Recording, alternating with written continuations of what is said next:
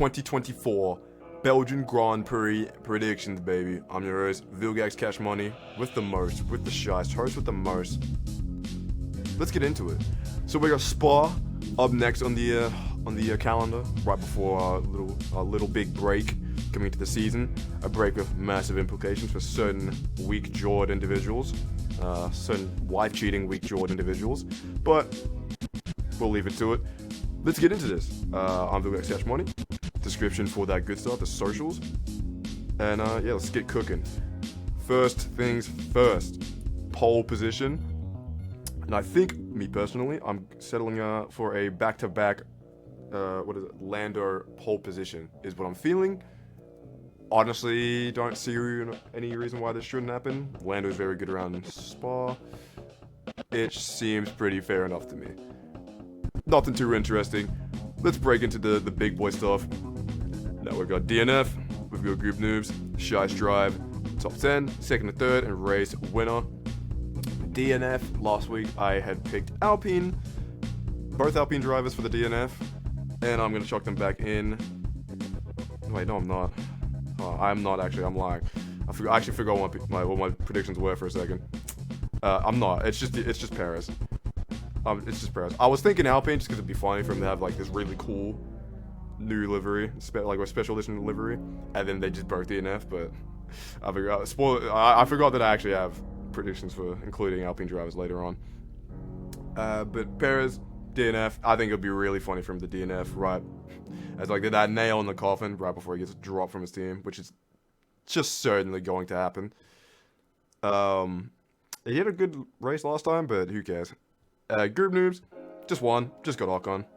I suspect one Alpine driver is going to have like a good race, and the other one's going to have like an absolutely terrible race. I don't even know if this will be Ocon's fault for having a bad race. It's just vibes. It's honestly just vibes. Moving on. Shice Drive, some honourable Shice Warriors, put in some good performances, but maybe just outside of the points. I have Kevin Magnussen and I have Alex Albon. I was deliberating on putting Magnussen 10th. It just seemed like it seemed pretty appropriate, but I couldn't really decide who I wanted to put there. So I got some honourable mentions. I think these two have the best race they possibly can have. And have them right outside the points. Moving on to the points finishes. 10th position, I've got Gasly. He just possibly can't have another... Like, he just can't have... This can't keep happening to him, surely. He needs to just, like, revive and get some points, like, eventually, right? That just has to happen. He can't just have DNFs every single weekend, like, that's nothing to do with him. I don't know. He's had a collective one lap of racing the past 3 weeks, so fantastic stuff. 9th position, I've got Hulkenberg. Last race was a bit of a downer. I don't think he could have done too much. Bad start. The field was very close, and honestly, it's not too much for Hulkenberg. He's had an amazing season. Let's bring this back with some 9th points. All right. I'm kind of conflicted. I want him to be in that top 10 driver standings, but I also want Yuki to be there. So if like we could just kick both of the Asmons at that top 10, like at some point, so I can have both my boys in, that'll be excellent. But Hulk, I don't. At the bare minimum, he'll have the best race he possibly can. I don't think he'll have like an absolute horrific race again. I think he'll have a banger. Qualifying should be good for him. Should be very good. I suspect like actually like a top 6 qualifying performance, like top 7. Moving on, 8th position, I have Carlos Sainz, which is a bit lower. Just going off vibes, I think something might just happen to him, and he might just end up lower than he probably should be. That's about it. Nothing great for Sainz, for the smooth operator. Bit high, maybe. But I've got Yuki Tsunoda. This would be very, very good for Yuki Tsunoda. And assuming that no Asmon drivers finish in the top 10, and Yuki gets this 7th position, this would put him back into the top 10 standings. I think Yuki should have a bang of a race. He had actually like an amazing outing last time. Doing that one-stop strategy, what he did, like 29 laps, 30 laps on mediums, did the rest on hards, and then yet all of these Daniel Ricciardo says, they gave him a free strategy, that free strategy that only Yuki Tsunoda used and made work. Geniuses. Geniuses. Hey, if you're a Daniel Ricciardo fan, like, I'm not one to incite violence or anything, but, you know, I'm just going to imply it.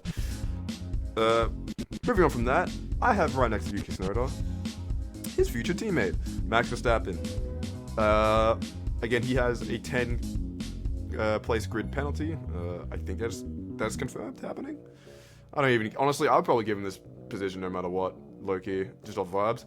But if especially, or maybe I'd give him like one higher, but if that penalty is coming to play, this seems about right.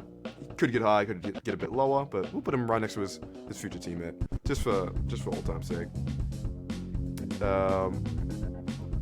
Sorry, I'm counting because I actually have a concussion from 10 months ago.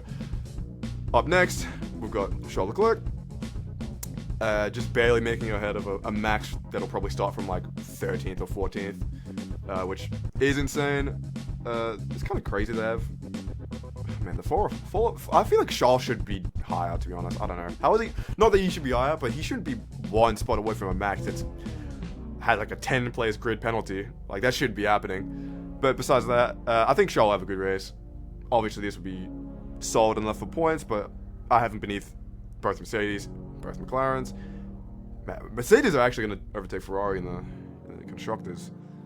Honestly, pretty soon, which is crazy considering the start of the year. Factoring in that Mercedes have gone with a completely new idea for their car and looked absolutely nowhere. Ferrari looked really fast in the first 4 races or so. Had the second fastest car for like 4 or 5 races. So, it's not looking good. It's not looking good. But Chuck, he'll do good. He'll do fine. Up next, 4th position, I've got Lewis Hamilton. Was deliberating putting him on the podium again. I think he'll just get marginally beat out by his teammate. I think for 3rd. The 4th for Hamilton. Obviously, we just had last weekend where he got his 200th podium.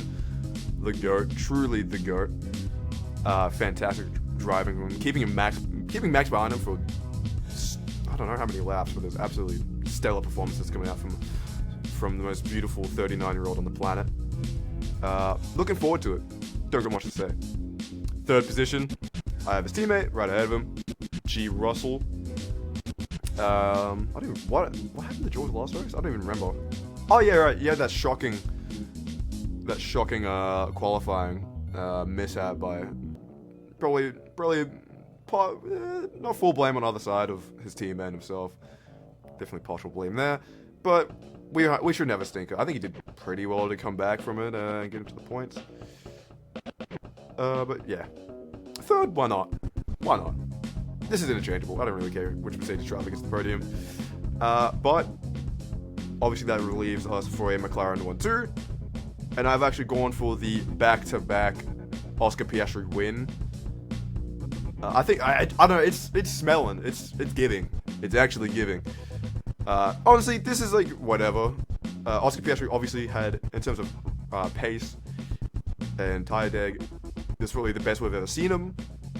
In the... Oh my god, I actually have like in the Hungarian Grand Prix, I actually had like a crazy, like I was sundowning for a second. But Piastri looked very quick in Hungary in terms of degradation, very close, if not just as good as Lando. It's the best we've seen him all season or all career, and I hope he can keep this up for Spa. He seems to be pretty competent around Spa as well. So big potential coming in, and I don't want to deliberate on this or explain it any longer. He's in the fastest car on the grid, and I just think he's gonna beat Lando. It's actually just that simple, just off vibes. So quick little recap, and we can go our separate ways. We got Sergio Perez DNF, tearing that contract up in smithereens. Esteban Ocon, and his pretty little black and red car. Charles Drive, I've got a K-Mag and an Albon, cheeky little honorable mentions. Moving into the points finishes, I've got a Pierre Gasly 10th, a Hulkenberg 9th, a Carlos Sainz 8th, a Yuki Tsunoda 7th, a Max Verstappen 6th, a Charles Leclerc 5th, a Lewis Hamilton 4th, pretty, so pretty, a G. Russell 3rd, a Lando Norris 2nd, womp, and a Oscar Piastri 1st. The back-to-back would be very handsome. I've been your host, BELGIAN Money. I have a concussion. I love you too. And I will see you. Oh man, actually, yes, it's a lost race for a little while, but I'll chuck. I won't leave you stranded. Don't worry, I'm not an abandoned. I would never leave you. I would never leave you. Come on now. But besides that, have a good day, have a good evening, have a good night. Eat your greens, drink some water. And Vaseline is very good for eye bags. Keeps your face nice. It holds moisture in your face. Vaseline is very goated. Remember that. I've been your boy. Later. That's it.